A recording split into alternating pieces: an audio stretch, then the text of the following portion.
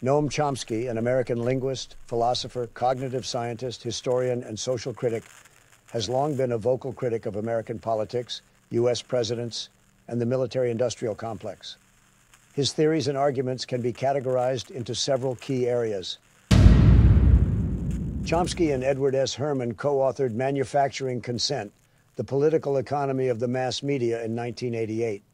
The book presents the propaganda model of the media, which posits that mainstream media primarily serve the interests of the elite by filtering news and information to maintain their power and control. According to Chomsky, this results in a narrow range of opinions and perspectives being presented to the public. Chomsky believes that political power is heavily influenced by economic interests, which leads to the creation of ideologies that favor the ruling class. He argues that politicians, including U.S. presidents, are often beholden to these interests, resulting in policy decisions that benefit the elite and maintain their power. Chomsky has criticized the military-industrial complex, a term coined by President Eisenhower to describe the close relationship between the military, the defense industry, and politics. Chomsky argues that this relationship leads to a focus on maintaining a strong military presence around the world, which in turn enables the U.S. to exert influence and protect its interests. He believes that this perpetuates a cycle of conflict and arms production, which benefits the defense industry, but often comes at the expense of social welfare and diplomacy.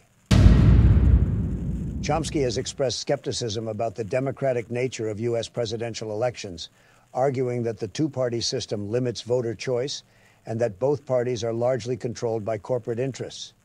He contends that this leads to a lack of meaningful policy differences between the parties, undermining the democratic process.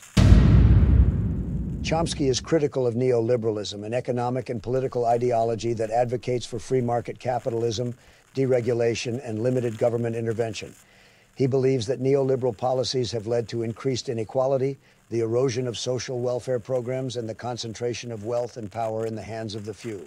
In summary, Noam Chomsky's theories and arguments in regard to American politics, U.S. presidents, and the military-industrial complex center on the belief that the U.S. political system primarily serves the interests of the elite, leading to policy decisions that often prioritize economic interests and military power over social welfare, diplomacy, and genuine democracy.